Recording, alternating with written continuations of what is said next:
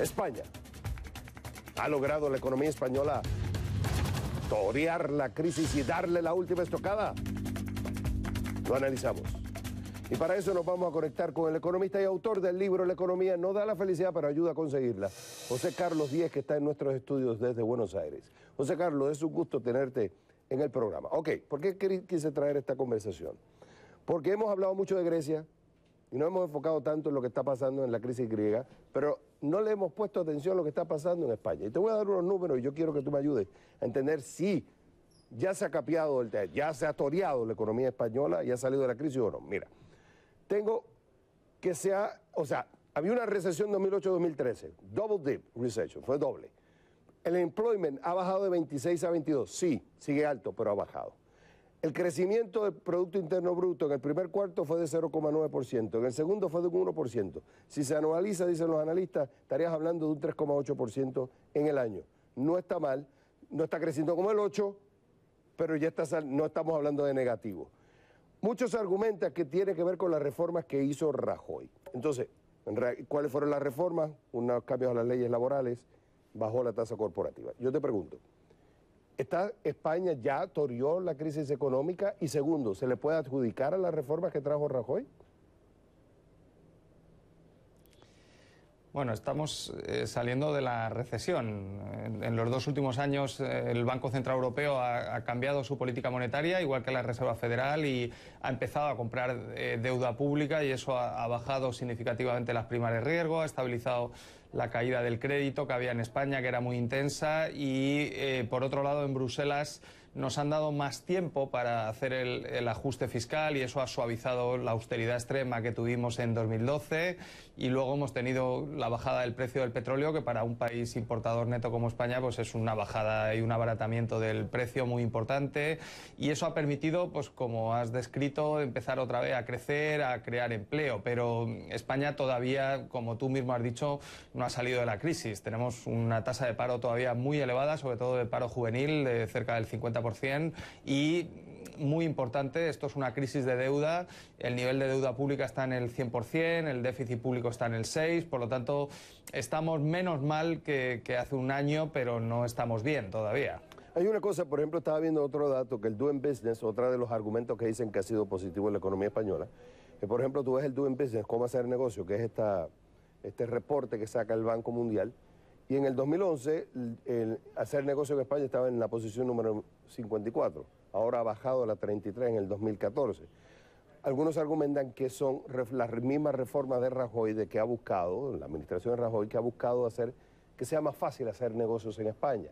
Las regulaciones laborales son muy restrictivas, lo que hace muy difícil a la gente despedirla cuando son necesarios, hace más difícil contratar a la gente. Entonces, varias de las reformas que trajo la administración de Rajoy no tan solo ha ayudado a tener un mejor clima de hacer negocios, sino que además ha hecho más fácil, más flexible el mercado laboral. ¿Tú crees que se puede adjudicar vamos a decir, estas noticias positivas, que no es que han salido al final del túnel, pero al menos son noticias positivas que se pudieran adjudicar a la administración de Rajoy o no?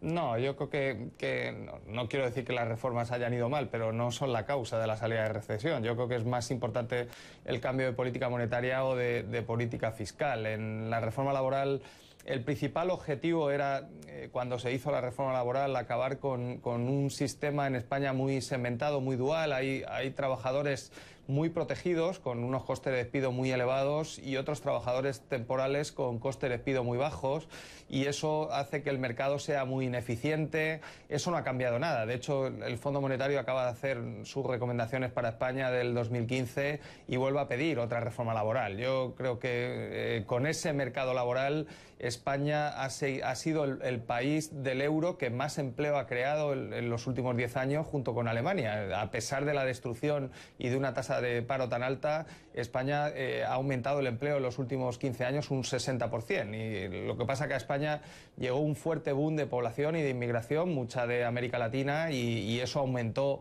mucho las tasas de paro. Pero es un país de alto potencial de crecimiento, con mucha competitividad.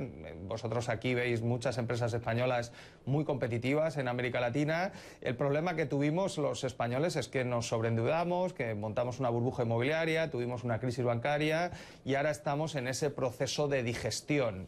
y estamos en un área económica como es la economía europea, donde habéis dado el dato de inflación, que está, ¿no?, muy cerca de la deflación o en riesgo de deflación, y luego ya tenemos datos del segundo trimestre de la primavera, pues el consumo privado en Francia y en Alemania vuelve a estancarse. Por lo tanto, por muy competitiva que sean las empresas españolas y la economía española, si tus clientes europeos, que concentramos 2/3 de las exportaciones, no consumen, pues es difícil crecer, ¿no? Yo creo que hay una dinámica buena ahora en España de crecimiento interno.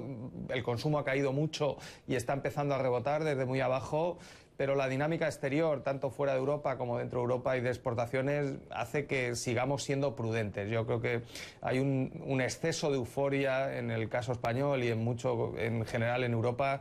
Yo sigo siendo prudente. Mientras no vea la deuda estabilizarse y el déficit público corregir a unos niveles razonables, creo que es una economía vulnerable otra vez de volver a tener problemas. José Carlos, este año hay elecciones en España. Ya vimos lo que pasó en Grecia.